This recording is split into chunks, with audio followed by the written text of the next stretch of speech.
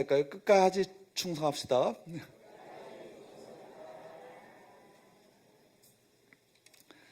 하나님의 말씀 보도록 합니다. 사무엘하 21장 1절에서 6절까지 말씀입니다. 사무엘하 21장 1절에서 6절까지 말씀.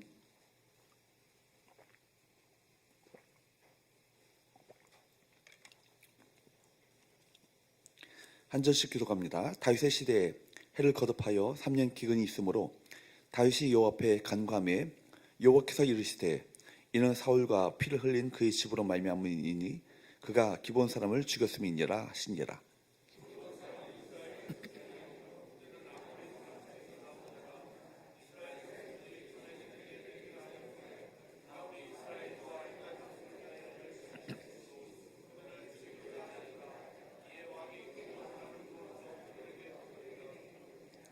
다윗이 그들에게 묻되 내가 너희를 위하여 어떻게 하랴?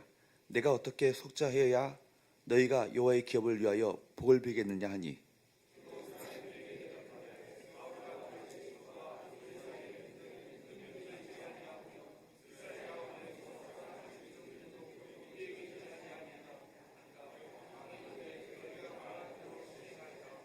그들이 왕께 아뢰되 우리를 삭살하였고 또 우리를 멸하여 이스라엘 영토 내에 머물지 못하게 하려고 모의한 사람의 자손 7사람을 우리에게 내주소서. 여호와께서 택하신 사울의 고을 기부하여서 우리가 그들을 여호와 앞에서 몸이요 달게 했나이다 하니 왕이 이르되 내 아니라. 아멘. 할렐루야. 여러분 나가실 때 우리 혹시 이렇게 게시판에 출석표를 좀 확인해 주시면 좋겠습니다. 우리 개근 상 수요가 있으니까 혹시 내가 나왔는데 빠진 것이 있는가 혹시 확인해 보시면서 함께 나가시면 좋겠고요. 오늘 본문의 말씀을 가지고 어디에서 해결책을 찾습니까? 어디에서 해결책을 찾습니까? 라는 제목으로 하나님의 말씀을 함께 나누기 원합니다. 사무엘서의 중심 이야기는 20장으로 마무리되고 오늘 말씀이 기록되어지는 21장에서 24장까지의 말씀은 부록입니다. 그래서 시대와 장르가 뒤섞여 있습니다. 사무엘하 21장 말씀은 다윗의 범죄 이전의 이야기를 다루고 있습니다. 오늘 본문의 말씀은 문제 앞에서 바로 다윗이 어떻게 그 문제를 해결했는가, 문제 앞에 믿음의 태도가 무엇인가를 본문의 말씀을 가지고 함께 나누기 원합니다. 세 가지 영적 교훈을 함께 나누기 원하는데요. 첫 번째 따라할까요? 문제를 하나님께 여쭈라. 문제를 하나님께 여쭈라는 거예요. 누구께요? 하나님께 여쭈어야 합니다. 그러니까 문제를 내가 풀려고 하는 것이 아니라 하나님께 여쭈는 이 자세가 참 중요하죠. 본문에는 다윗의 통치 말년에 일어난 사건이 기록되어 있습니다. 1절 상반절 말씀을 보도록 할까요? 시작. 다윗의 시대에 해를 거듭하여 3년 기근이 있으므로 다윗이 여호와 앞에 간구하며. 다윗 시대에 해를 거듭하여서 몇 년 기근이 있었다고요? 3년 기근이 있었다. 재앙이죠. 우리나라에도 한여름에 비가 오지 않으면요, 한 달만 비가 안 와도요 농작물이 다 타들어갑니다. 땅이 쩍쩍 갈라지고요, 바로 그 등껍질처럼 그렇게 갈라지는 그 일들이 일어나죠. 근데 팔레스타인 이 중동 지방에서 3년 동안 비가 오지 않았다. 이건요 엄청난 사건입니다. 물이 부족한 정도가 아니고 땅이 완전히 황폐하게 되어서 식물과 동물은 다 죽고 말고요, 사람조차도요 생존 자체가 힘듭니다. 엘리야 시대에 여러분 하늘문이 닫히고 3년 6개월 동안 비가 오지 않았을 때 어떤 일이 벌어졌는지 여러분 잘 아시지 않습니까? 그러니까 3년 기근이 있었다라는 것은요 갈 때까지 간 것입니다. 더 이상 밀려날 수 없을 정도로 최악의 상태까지 이르게 된 것이죠. 그러니까 우리가 우리 삶 가운데 일어나는 어떤 징조들을 우리가 읽어내는 눈이 우리 가운데 있어야 하는 것입니다. 어렵이 끝나지 않고 계속되어지는 것 우연 아니죠. 참새 한 마리가 하늘에서 땅에 떨어지는 것도 바로 이것도 하나님이 허락하지 않으시면 일어나지 않는다라고 말씀하고 계시는데, 여러분 3년 동안 비가 오지 않았다는 것 우연입니까? 그게 자연적인 그냥 징조입니까? 그냥 어떤 흐름입니까? 그런 게 아니죠. 그래서 우연으로 봐서는 안 되는 것입니다. 꼬리에 꼬리를 물고 연속적으로 문제가 일어나는 데는요 다 이유가 있는 거예요. 이때 다윗이 취한 행동을 우리가 주목해 보아야 합니다. 1절 상반절 말씀에 보면 다윗이 누구 앞에? 여호와 앞에 간구하며라고 기록되어 있습니다. 이것은 다윗이 여호와의 얼굴을 찾았다는 의미입니다. 다윗은 문제 해답을 누구에게서 찾고자 했습니까? 하나님에게서 찾고자 했던 것이죠. 이것이 중요한 태도예요. 문제가 생겼을 때 여러분, 반면에 여러분, 전임 왕이었던 사울은 어디로 갔습니까? 신접한 무당을 찾아갔죠. 처음부터 무당을 찾은 것은 아니에요. 블레셋과의 전투가 힘들어지자 사울은요, 하나님의 뜻을 물었습니다. 하나님께 뜻을 물었죠. 그런데 하나님께서 그에게 응답하지 않으시는 거예요. 그때 그가 누구를 찾습니까? 사무엘상 28장 5절에서 7절까지 말씀을 한번 보도록 합니다. 시작. 사울이 블레셋 사람들의 군대를 보고 두려워서 그의 마음이 크게 떨린지라. 사울이 여호와께 묻자오되 여호와께서 꿈으로도 우림으로도 선지로도 그에게 대답하시 아니하시므로 사울이 그의 신하들에게 이르되 나를 위하여 신접한 여인을 찾으라. 내가 그리로 가서 그에게 물으리라 하니 그의 신하들이 그에게 이르되 보소서 엔돌에 신접한 여인이 있나이다. 결국 아무에게도 응답을 받지 못하니까 누굴 찾아요? 신접한 여인, 무당을 찾은 거예요. 여러분 보십시오. 하나님께서 응답하지 않으니까 무당을 찾은 것입니다. 우리가 매번 기도한다고 해서 바로바로 응답이 임하는 건 아니에요. 응답하시지만 우리가 분별하지 못하는 경우가 참 많이 있기 때문입니다. 그러나 분명한 한 가지는요, 응답받지 못했다 할지라도 기도를 멈춰서는 안 된다. 안 된다는 거예요. 변함없이 기도해야 합니다. 하나님의 응답이 없다. 그러면 어떻게 해야 돼요? 기다려야 합니다. 기다리고 또 기다려야 합니다. 여러분, 하나님만이 나에게 응답을 주신다. 오직 하나님께만 답이 있다. 오직 하나님만이 바로 내 인생 가운데 진정한 바로 이 모든 문제를 해결하실 수 있는 유일한 분이시다 라는 사실을 믿고 기다려야 하는 것입니다. 그러나 사울은요, 답답하니까, 오죽 답답했으면 그랬겠어요. 답답하니까 하나님의 응답을 기다리지 않고 누굴 찾았다고요? 신접한 여인, 무당을 찾아가는 것입니다. 하나님을 떠나서 하나님과의 관계를 끊고 사는 것이 여러분 당장 문제가 되는 것은 아니에요. 기도하나 기도하지 않나 별다른 차이점을 느끼지 못할 때도 있습니다. 그러나 그렇게 살면 정말 그 인생의 최대의 위기를 만났을 때 도움을 청할 곳이 없습니다. 사울이 이런 위기를 당하고 있는 것입니다. 사무엘상 28장 7절 말씀을 보도록 다시 한번 봅니다. 보면은 사울이 그의 신하들에게 이르되 나를 위하여 신접한 여인을 찾으라. 내가 그리로 가서 그에게 물으리라 하니 그의 신하들이 그에게 이르되 보소서 엔돌에 신접한 여인이 있나이다. 하나님의 응답이 없으면 다른 방법을 동원하겠다는 태도 아니겠어요? 하나님의 응답하지 않으면 내가 다른 카드를 꺼내들겠다. 그런 것입니다. 이런 태도가 바뀌지 않으면요, 하나님의 음성이 절대로 그에게 들리지 않죠. 몇 번 오래 묻다가 응답이 없으면 다른 방법을 꺼내드는 것은요, 사실은 이게 묻는 건 아니에요. 반면에 오늘 본문의 다윗을 한번 보십시오. 하나님을 찾았다는 얘기예요. 하나님의 침묵 가운데 여러분, 그 하나님 사울이 취한 태도는 뭐예요? 여러분, 신접한 여인을 찾았지만 하나님의 침묵 가운데 결국 다윗이 취한 것은 뭐예요? 그래도 하나님을 찾았다는 얘기입니다. 하나님의 얼굴을 구했다는 얘기예요. 여러분 보십시오. 기다리는 것입니다. 그리고 뭐예요? 끈덕지게 기다리는 거예요. 이제까지 죄를 지었지만, 이제까지 불순종하며 살았지만 하나님의 긍휼을 구하고 하나님의 은혜를 구하는 그 태도를, 그 믿음의 태도를 보이고 있는 것입니다. 다시 하나님께 간구했다는 것은요, 한두 번 기도했다는 것이 아닙니다. 문제 해결이 누구께 있다는 것을 알고 하나님께 있다는 것을 알고 하나님께 여쭙고 하나님을 기다렸다는 것을 의미하는 것입니다. 항상 사랑하는 여러분, 우리 모두가 항상 하나님께 묻는 태도를 가져야 할 것입니다. 그리고 중요한 시점에 또 물어야 합니다. 엎드려야 하는 것이죠. 결정적인 순간에 하나님께 더 엎드려야 하는 것입니다. 이것이 참된 영적 지혜입니다. 사랑하는 여러분, 우리 모두가 지혜 있는 자가 될 수 있기를 주으로 축복합니다. 두 번째로 따라할까요? 늦게라도 깨닫는 것이 은혜다. 늦게라도 깨닫는 것이 은혜예요. 늦게라도, 이제라도 하나님, 내가 인간적인 수단 다 내려놓고 천부에 의지없어서 하늘 아버지께 내가 두 손 들고 항복하며 내가 나오겠습니다 라고 나온다는 것이, 이것이 은혜죠.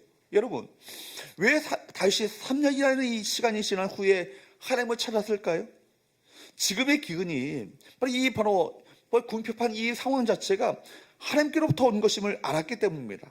다윗은 이 기근은 하나님께로부터 시작된 것이구나. 그렇다면 하나님께서 왜 진노하셨을까를 생각했습니다. 다윗의 기근이 3년 동안 계속된 것이 단순히 일어난 일이 아님을 그가 알았던 것이죠.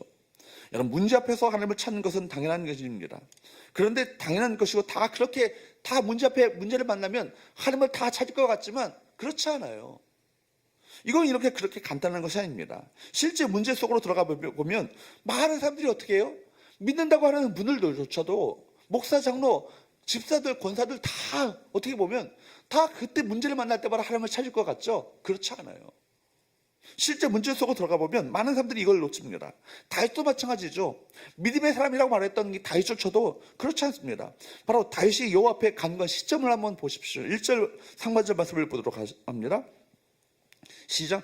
다윗의 시대에 해를 거듭하여 3년 기근이 있으므로 다윗이 여호와 앞에 간구하며, 자그마치 몇 년 시간이 지난 거예요? 3년의 시간이 지난 거예요. 물론 다윗이 그 이전에 하나님을 찾았을지도 모릅니다. 그러나 우리 본문 1절에서 우리는 다시 하나님께 붙들려서 하나님 앞에 나오는 이 모습을 보게 되는 것이죠. 정말 그런 심정 아니었을까요? 전부여 의지 없어서 손 들고 옵니다. 주 나를 외면하시면 나 어디 가리까. 여러분 보십시오. 정말 절박한 심정을 가지고 두 손을 들고 하나님 앞에 정말 주님을 의지할 수밖에 없어서, 주님밖에 바라볼 수 없어서 두 손을 들고 나오는 이 다윗의 모습을 한번 보십시오. 3년 동안 비가 오지 않았다면요, 그동안 별의별 일들이 다 일어났을 거예요. 모든 것이 다 말라 비틀어지고 여기저기 굶어 죽은 동물의 사체들이 여러분 널렸을 것입니다. 그런데 다윗이 기도한 시점, 하나님을 찾은 시점은요 3년이 지난 후예요. 이것은 사람들이 얼마나 하나님을 빨리 찾지 않는지를 보여주고 있습니다. 얼마나 빨리 깨닫지 못하는지를 우리 모두에게 보여주고 있는 것이죠. 하나님 앞에 납작 엎드려야 하는데, 하나님 앞에 정말 문제 해결이 있음을 고백하면서 엎드리고 또 기다리고 또 기다리고 하나님 앞에, 주 앞에 그렇게 나가야 되는데 자기 고집, 자기 능력을 과신하다가 버틴 것이죠. 여러분, 그런데 다윗이 비로소 기도했을 때 하나님께서는 어떻게 하셨어요? 즉각적으로 돌이키시고 기근이 끝납니다. 절망적인 상태에 이르렀을 때 그 마지막 끝자락에서야 다윗이 하나님께 기도한 것입니다. 사실 이것은 미련한 모습이죠. 미련함은 고난을 불러와요. 고생하지 않아도 되는데 생고생을 한 거예요. 그러므로 우리가 우둔해져서 영적 감각이 무뎌져 있는 것, 이것 자체가 얼마나 무서운 것인지를 여러분 아셔야 하는 것입니다. 우리가 영적으로 깨어있어야 하는 것은 참으로 중요합니다. 그동안 다윗도 얼마나 수많은 예배와 3년 동안 얼마나 수많은 예배와 제사를 드렸을까요? 그러나 절실한 마음을 가지고, 정말 절박한 마음을 가지고 오직 하나님만이 유일한 희망임을 고백하면서 정말 간절히 주 앞에 부르시며 하나님의 얼굴을 구하며 나오는 이 정말 은혜를 구하는 절박한 마음의 그 예배가 그동안에 없었다는 것을 말하고 있는 것 아니겠어요? 오로지 하나님만을 구하며 나가는 것이 3년 만에 일어난 일인 것입니다. 우리는 깨닫기는 하지만 너무 늦게 깨닫는 것이 여러분 문제입니다. 본문의 사건 이후에 그가 다시 회복되고 나서 여러분 그런 생각을 하지 않았을까요? 좀 더 조금 일찍 내가 깨달았더라면, 조금 일찍 내가 깨닫더라면, 그러나 구애하지 않았을까요? 그러나 여러분, 늦었지만 하지 않는 것보다 낫습니다. 늦게라도 깨닫는 것이 은혜입니다. 늦게라도 깨닫는 것이 은혜예요. 1절 말씀을 다시 한번 봅니다. 시작. 다시 여호와 앞에 간구하되 여호와께서 이르시되 이는 사울과 피를 흘린 그의 집으로 말미암으니 그가 기브온 사람을 죽였음이니라 하시니라. 다시 하나님께 물었더니 하나님께서는 즉각적으로 대답해 주셨어요. 왜 3년 동안 왜 그 기근이 왔는가, 이런 가뭄이 왔는가를 말씀하시는 이유가 뭐냐면, 사울과 그 피를 흘린 그의 집으로 말미암은 것이고 특히 그가 기브온 사람을 죽였기 때문이라고 하나님께서 그렇게 말씀해 주셨습니다. 초기에 질문을 던지는 것은 삶에서 굉장히 중요한 태도이죠. 문제 초기에 하나님께 질문하며 하나님께서 대답을 찾는 것이 삶의 지혜인 것입니다. 일상 속에서 삶의 모든 영역에서 하나님의 도우심을 구하고 하나님의 은혜를 구하는 이 태도가 얼마나 중요한 것입니까? 우리가 잘 안다고 생각하는 그조차도, 그 영역조차도 우리가 하나님께 물어야 하는 것입니다. 우리가 잘 안다는 생각 때문에 낭패를 당하는 경우가 얼마나 많이 있어요. 내가 충분히 이것을 해결할 수 있고, 내가 충분히 이 모든 문제를 충분히 내 실력을 가지고 이 모든 것을 처리할 수 있지만, 먼저 하나님께 은혜를 구하고 하나님의 도우심을 구하는 것, 사실은요, 당연한 것이 하나도 없는 거예요. 그죠? 모든 것이 뭐예요? 하나님의 은혜예요. 당연한 것이 어디 있어요? 또 순간순간 여러분이 살아가는, 내가 모든 것이 해내가는 이 모든 정상적으로 일들이 벌어지는 일들조차도 하나님의 은혜 아니면요, 가능한 것이 아닌 거예요. 여러분 보십시오. 우리가 잘한다는 생각 때문에 낭패를 당하고, 여러분 실수를 하고, 오히려 내가 생각지 않았던 어려움을 겪는 경우가 얼마나 많이 있습니까? 우리가 잘못하는 것이 오히려 아주 많습니다. 잠언에 보면요, 미련하다라는 말의 정의가 우리가 아는 것과 다르죠. 우리 미련하다 생각하면요, 우리가 센스가 늦고 정말 어떻게 보면 IQ가 떨어지고 그런 것처럼 생각하는 것처럼 보이지만, 잠언에서 말하는 미련한 사람은요, 세상적인 지혜와 명철이 모자란 사람을 말하는 것이 아니에요. 잠언에서는 자기의 머리를 믿고 자기의 실력을 믿고 하나님을 의지하지 않는 자, 그런 사람을 뭐라고 해요? 미련한 자라고 말합니다. 우둔한 자라고 말합니다. 여러분, 그런 의미에서 보면요, 세상적으로 똑똑한 사람이 오히려 미련한 사람입니다. 자기의 머리와 자기의 실력과 자기 똑똑함, 명석함을 믿고 자기 명철을 의지하고 누구를 의지하지 않고 하나님을 의지하지 않고 하나님의 말씀을 무시하는 자들, 그런 자들이 좀 미련한 자들, 우둔한 자들 아니겠습니까? 인생의 중요한 문제를 해결하는 데 있어서 하나님의 말씀보다 더 지혜로운 것은 없습니다. 그러므로 우리가 매 순간 하나님께 여쭙는 태도를 가져야 할 것입니다. 가장 좋은 것은 무엇입니까? 문제가 터지기 전에 하나님께 모든 것을 묻고 살아가는 것, 그런 태도가 얼마나 귀하고 이거 복된 삶이겠습니까? 그런데 대부분은 어때요? 저도 그렇죠. 문제가 터지고 난 후에야 그때 하나님을 묻는 거예요. 꼬일 대로 꼬이고 죽기 직전에 가서야 하나님께 기도할 때가 얼마나 많이 있습니까? 그러나 우리는 영적으로 지혜로운 자가 되어서 문제가 터지기 전에 하나님께 묻고 하나님의 은혜를 구하고 하나님의 도우심을 구하는 저와 여러분 되시기를 주님으로 축복합니다. 그러므로 문제가 생기면 초기에 하나님께 물어야죠. 항상 하나님께 묻는 태도를 가져야 할 것입니다. 또 중요한 시점에 물어야 합니다. 결정적인 순간에는 하나님 더 겸손하게 엎드리고 또 엎드리고 또 엎드려야 하는 것입니다. 이것이 성경적인 지혜인 거예요. 내가 지혜롭다 생각하지 않고 나는 연약하다, 내가 실력 있다 생각하지 않고 나는 아무것도 할 수 없는 연약한 자입니다 라고 고백하면서 겸손히 하나님의 도우심과 은혜를 구하는 것, 이런 자가 지혜로운 자인 것이죠. 인생에서 문제를 만났을 때 초기에 묻는 문제를 해결하는 것이 아주 지혜로운 것 아니겠어요? 고생을 줄이는 것입니다. 인생을 지혜롭게 사는 것입니다. 그리고 결정적인 대목에서 하나님의 음성을 강력하게 듣고 그 하나님의 인도하심을 기다려야 하는 것입니다. 돌이킬 수 없는 지경까지 가서야, 그제서야 하나님께 나아가는 것이 얼마나 미련한 태도입니까? 사랑하는 여러분, 하나님은 묻는 사람에게 답을 주십니다. 해결의 길을 누가 알고 계셔요? 하나님이 알고 계셔요. 그러므로 우리는 문제가 어디서부터 온 것인지를 알아야 하는 것입니다. 사랑하는 여러분, 여러분 중에 지금 그런 어려움을 당하고 계신 분이 계십니까? 그 어려움이 나로부터 온 것인지, 나로부터 왔다면 그 문제가 어떤 문제인지 고난의 원인을 파악해야 할 것입니다. 생각하거나 머리 쓴다고 답이 나오는 것이 아니라 정확한 답은 누구께 있어요? 하나님께 있어요. 늦더라도 그제서야 그 사실을 알고 깨닫는다면 그것이 은혜요, 문제 해결의 출발점이 되는 것입니다. 사랑하는 여러분, 하나님께 엎드리시기를 축복합니다. 하나님 은혜를 구하시기를 축복합니다. 하나님께로 바로 하나님의 도우심과 은혜 없이는 살 수 없는 연약한 자임을 고백하면서 날마다 주 앞에 은혜를 구하며 주 앞에 나가시는 우리 모든 성도들 수 있기를 주으로 축복합니다. 세 번째, 마지막으로 따라할까요? 해결책도 하나님께 여쭤야 한다. 해결책도, 여러분, 문제의 원인도 하나님께 물었다면 해결책도 누구께 있어요? 하나님께 있어요. 그렇다면 하나님께 여쭤야 되는 건 아니겠습니까?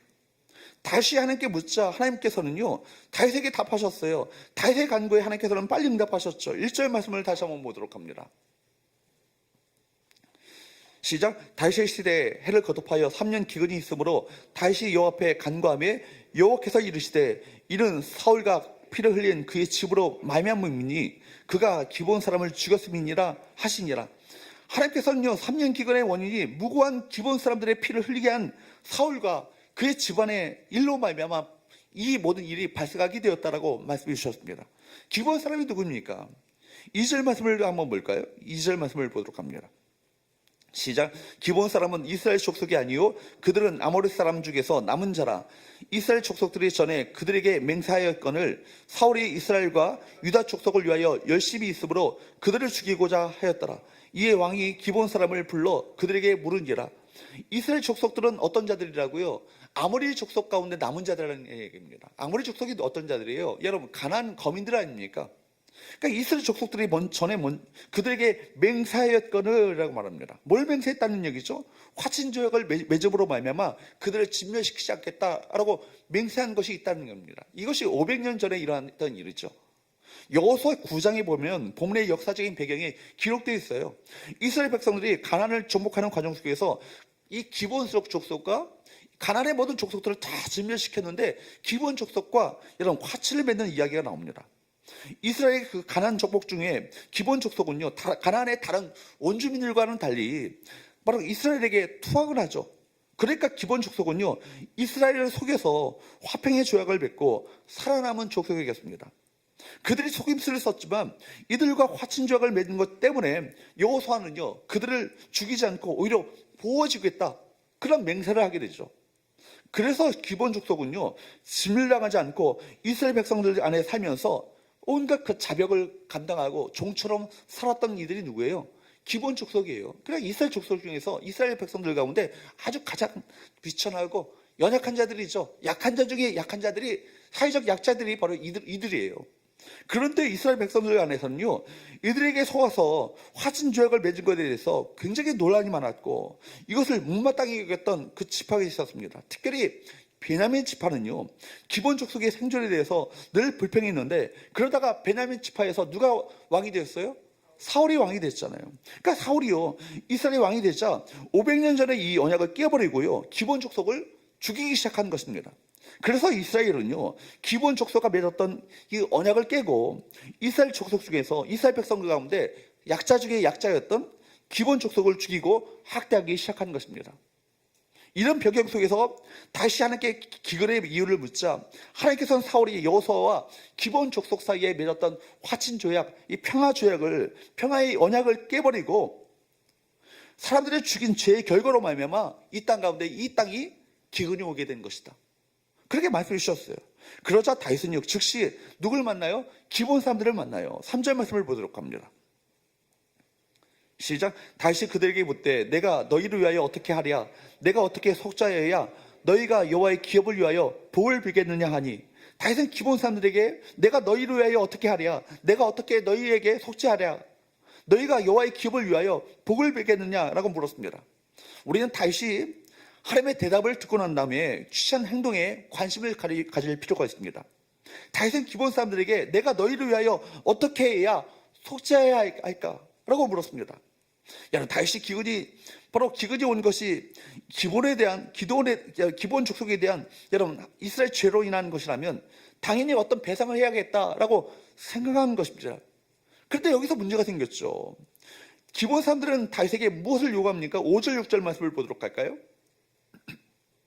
시작. 그들이 왕께 아뢰되 우리를 학살하였고 또 우리를 멸하여 이스라엘 영토 안에 머물지 못하게 하려고 모해한 사람의 자손 7사람을 우리에게 내주소서. 여호와께서 택하신 사울의 고을 기브아에서 우리가 그들을 여호와 앞에서 목매어 달겠나이다 하니, 왕이 이르되 내가 내주리라 하니라. 여러분 보십시오. 베냐민 사람 7명이 목을 요구했습니다. 그 원한에 사로잡힌 자들의 복수 아니겠어요? 베냐민 사람 7명의 목을 베어오라고 하는 것입니다. 그것도 어디예요? 사울의 고을이었던 기브아에서 그 사울의 사람들이 또 다른 원한을 마음 가운데 품도록 복수하는 것이죠. 7남자를 택하여서 여호와 앞에서 목매어달라고. 근데 여러분, 다윗이 그들의 청을 들어주었습니다. 여기서 우리가 주목해야 할 것은 다시 하나님께 속한 왕이면서도 하나님께로부터 해결책을 듣기보다는 먼저 기본 사람들을 만나서 해결책을 모색하는 모습입니다. 다윗은 기도를 끝내자마자 기본 사람들을 만나서 어떻게 해야 할지를 물었던 것이죠. 하나님께서 말씀하셔서 기근의 원인을 알았다면 그 문제를 푸는 방법조차도 어떻게 해야 마땅합니까? 하나님께 물어야죠. 본인이 응답하지 못한다면 그 다윗에게는 위대한 선자가 있잖아요. 누가 있어요? 나단 선자가 있잖아요. 나단 선자에게 물어서 그를 통해서라도 응답을 받아야 합니다. 그런데 여러분, 다윗은요, 기근의 원인을 알고 난 후에 금방 돌이켜서 기본 사람들을 만나고 그들에게서 해답을 얻으려고 했던 것입니다. 다윗은 성급했죠. 문제 원인도 하나님께로부터, 또 해결 방법도 하나님께로부터 오는 것입니다. 다윗은 조급했습니다. 기본 사람들의 이야기를 듣고 그대로 행동했습니다. 인간을 제물로 드리는 것이 하나님의 마음을 시원케 하는 것일까요? 그렇지 않죠. 문제 해결해야 방식이 될 수 있을까요? 그렇지 않아요. 그러므로 우리는 처음부터 끝까지 하나님께 물어야 하는 것입니다. 하나님께 물으면 하나님께서 해결 방법을 우리 모두에게 알려주실 것입니다. 우리가 하나님의 인도를 받을 때 중요한 것은 반쪽만 받아서는 안 된다는 거예요. 하나님의 인도를 받을 때는 처음부터가 아니다. 처음부터 어디까지요? 끝까지 받아야 합니다. 하나님 처음만 받고 그 다음부터는 내 방식대로 처리하는 것이 아니라 끝까지 하나님의 방법을 구하며 하나님의 인도를 받으며 하나님의 해결 방법을 구하는 것이 믿음의 사람들의 태도 아니겠어요? 구체적으로 끝까지 하나님의 인도를 받는 것, 이것이 믿음의 삶의 관건인 것입니다. 결국 7명의 남자가 처형되었죠. 다윗은 7명의 남자를 처참하게 죽여서 사체를 매달아 놓았습니다. 여기에 리스바의 아들 2명이 포함됐는데, 리스바 누구예요? 사울의 첩이에요. 그러니까 여러분, 이 일을 통해서 다윗과 사울가가 이상하게 얽히게 됩니다. 리스바는요, 자신의 아들들의 죽음으로 말미암아 매일 시체 앞에서 떠나지 않고 통곡했습니다. 두 아들의 죽음 앞에서 한 여인의 한 맺힌 통곡과 절규하는 모습이 온 나라에 알려졌습니다. 마치 십자가 밑에서 아들의 죽음을 슬퍼하며 통곡하고 있는 이 마리아의 모습을 꼭 닮았습니다. 한 무력한 여인의 아들들의 유압에서 떠나지 않는다는 이야기가 바로 다윗의 귀에 들어가게 되었죠. 그래서 다윗은요, 민심을 수습하며 임시로 매장되어 있었던 사울과 요나단의 뼈를 고향 열조의 묘실로 이장을 했습니다. 이를 통해서 여러분, 사울 왕가에 대한 배려를 베풀죠. 문제를 해결하는 과정 속에서 여러분, 다윗의 실수가 있었지만 그 모든 것을 통해서 사울과 다윗 왕가에 맺혀 있었던 것을 다 풀고 난 후에 어떤 일이 벌어진지를 성경은 이것을 기록하고 있습니다. 13절 14절 말씀을 보도록 할까요? 시작. 다윗이 그곳에서 사울의 뼈와 그의 아들 요나단의 뼈를 가지고 올라오매 사람들이 그 달려 죽은 자들의 뼈를 거두어다가 사울과 그의 아들 요나단의 뼈와 함께 베냐민 땅 셀라에서 그의 아버지 기스의 묘에 장사하되 모두 왕의 명령을 따라 행하니라. 그 후에야 하나님의 그 땅을 위한 기도를 들으시니라. 여러분 보세요. 이 말씀을 보게 되면 여전히 몸에 달아 죽겠는데도 불구하고 기근이 그치지 않았다는 얘기예요. 그러니까 하나님의 진노가 거둬지지 않았다는 얘기 아니겠어요? 그러니까 언제 그쳐요? 사울이요, 달려 죽은 자들의 뼈와 사울과 요나단의 뼈를 함께 거둬가지고 함께 장사를 치른 후에야 비로소 하나님께서 그 땅을 위한 기도에 응답하셨다. 이거 중요한 의미가 담겨져 있죠. 이 일로 인해서 기본의 오랜 묵은 원한도 일단락되고 사울 왕가에 대한 예우와 배려를 통해서 역사적으로 꼬여 있었던 이 문제가 풀리게 되니까, 이 관계가 풀려지고 회복되게 되니까 기근이 끝났다는 얘기입니다. 이것이 우리에게 주는 교훈이 뭐예요? 우리 삶에 끊이지 않는 문제들이 일어날 수 있습니다. 물론 다시 기본 사람들과 직접적으로 문제가 있었던 것은 아니에요. 그러나 문제를 해결하는 과정 속에서 사울 왕가와 꼬여 있었던 것이 있었다는 것을 우리가 보게 되는 것이죠. 꼬여 있었던 것을 풀었을 때 하나님의 은혜가 임하는 거예요. 그렇죠? 그러자 오랫동안 복잡하게 꼬여 있었던 문제가 신속하게 풀려지는 것을 우리 보게 되는 것입니다. 누가 역사하신 거예요? 하나님이 역사하시는 거예요. 사랑하는 여러분, 문제 앞에 하나님께 묻는 것이 지혜죠. 문제가 생겼을 때 즉각적으로 하나님께 여쭈시기를 축복합니다. 하나님, 우리가 하나님께 묻기를 기다리고 계셔요. 완벽한 답을 갖고 계십니다. 하나님을 찾아서 해답을 얻기 위해서 주 앞에 나온 이들이 참으로 복된 이들 아니겠어요? 그런 의미에서 저와 여러분들이 이 복된 자리에 앉아 있는 것입니다. 여러분들이 바로 문제가 생기고 어려움이 찾아오게 된다면 무조건 하나님을 찾으시고 하나님께 바로 하나님의 도우심과 하나님의 은혜를 구하시는 귀한 은혜가 우리 모두에게 있게 되기를 주님으로 축복합니다. 앞으로도 우리 인생 가운데 수없이 많은 문제들이 파도처럼 밀려올 것입니다. 문제없는 인생이 어디 있겠어요? 문제없는 가족이 어디 있겠어요? 여러분에게 막히고 꼬였던 모든 것들이 풀려지는 역사가 있게 되기를 주로 축복합니다. 오랫동안 묶여 있었던 복잡한 문제들이 풀려지는 놀라운 역사가 있게 되기를 예수 그리스도 이름으로 축복합니다. 여러분, 문제 앞에 하나님 앞에 정확하게 묻는 겸손한 태도를 가지고 일상을, 우리 삶을 살아가게 될 때 우리 삶에 수없이 많은 어려움들을 예방하게 될 것이고, 또 하나님의 선하신 인도 속에서 풍성한 삶을 살아가게 되시는 복된 은혜가 우리 모두에게 있게 되기를 주님으로 축복합니다. 여러분의 부탁합니다.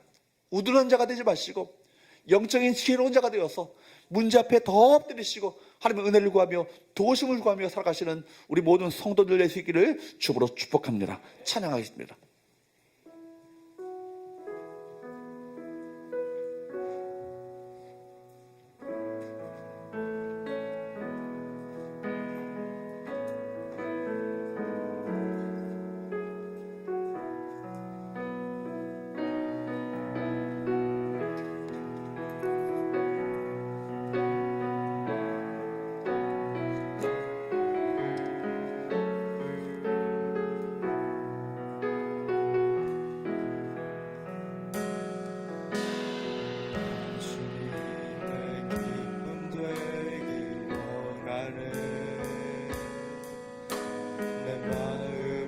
새롭게 하소서.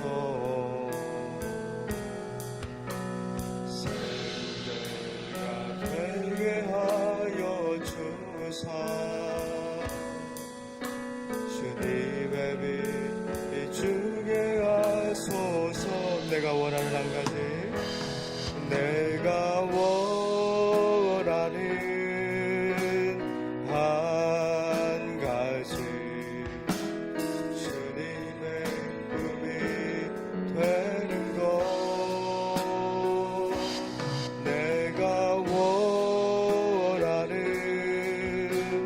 한 가지, 주님의 기쁨이 되는 것. 겸손히 내 마음 드립니다. 겸손히 내 마음 드립니다. 나의 모든 것 받으소서. 나의 마음을 크게 씻어주사 주의 길로 행하게 하소서. 내가 원하는 한 가지, 주님의 기쁨이 되는 것.